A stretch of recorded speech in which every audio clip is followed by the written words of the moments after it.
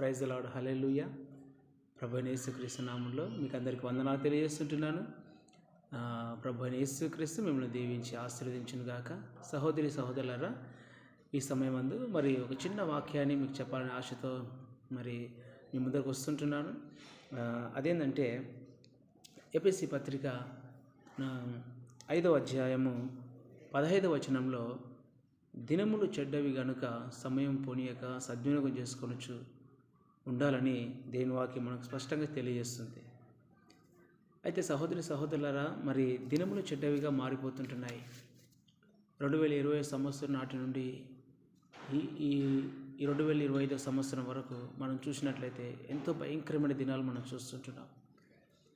మరి వైరస్లని, భూకంపాలని, యుద్ధములని, తెగుళ్ళు అని, మరి దేవుని ఉగ్రత అని భయంకరమైన పరిస్థితులు మనం చూస్తుంటున్నాం. దేవుని వాక్యం సెలవిస్తుంది. ఏమని సెలవిస్తుందంటే, దినములు చెడ్డవిగా మారిపోతుంటున్నాయి.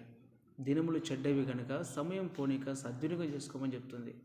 మత్తయి సువార్త 24వ అధ్యాయం 12వ వచనంలో, మరి అక్రమం విస్తరించుట చేత అనేకుల ప్రేమ చల్లారిపోతుందని దేవుని వాక్యం సెలవిస్తుంది.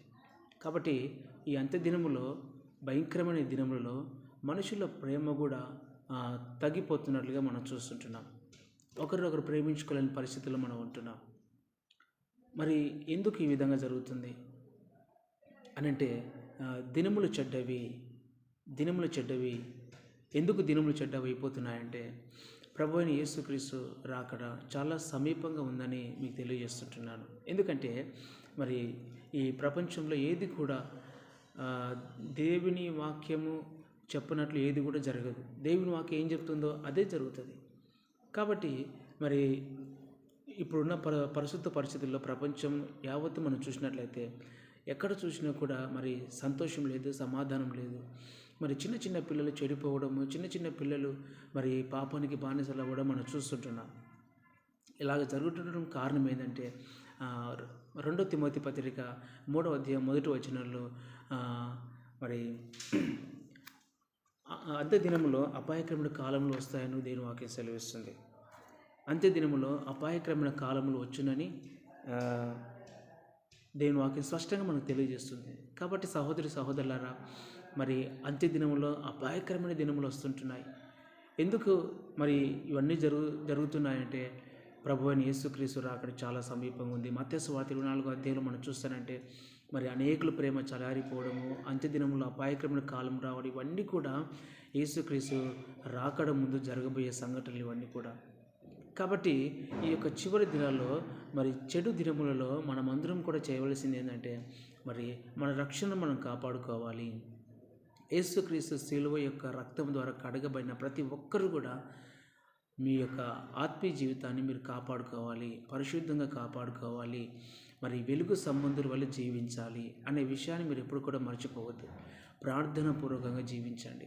ప్రార్థన లేకపోతే మనకు శక్తి లేదు, ప్రార్థన లేకపోతే పరిశుద్ధత రాదు.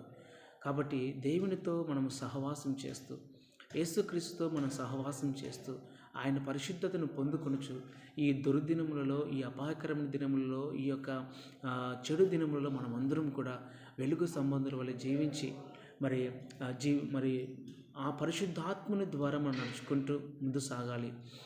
యేసుక్రీస్తు మరి ఆయన రెండవసారి మేఘారుడే వస్తున్న సందర్భాలలో మనమందరం కూడా ఆయన మేఘారుడే వచ్చినప్పుడు ఎత్తపడాలి.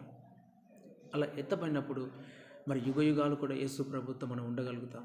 కాబట్టి ఎవరు కూడా మీ ఆత్మీయ జీవితాన్ని నిర్లక్ష్యం చేయకండి. మరి ఎప్పుడు ఏం జరుగుతుందో మనకు తెలియదు. కాబట్టి మన ఆత్మీయ జీవితాన్ని నిర్లక్ష్యం చేయవద్దు, ప్రార్థనను మర్చిపోవద్దు, పరిశుద్ధమైన జీవితాన్ని విడిచిపెట్టకూడదు. తర్వాత దేవుని వాక్యము మనకు బోధిస్తున్న ఆ యొక్క పరిశుద్ధమైన జీవితాన్ని మనము అలవర్చుకొనొచ్చు బలంగా జీవిస్తూ ముందుకు సాగాలి. మరి ఆ కృప దేవుడు మీకు అనుగ్రహించాలని కోరుకుంటూ మీరు ఎల్లప్పుడూ కూడా ప్రభువైన యేసుక్రీస్తును హత్తుకొని జీవించవలసిందిగా కోరుతూ ఆయన మిమ్మల్ని దీవించి ఆశీర్వదించును గాక. ఆమేన్.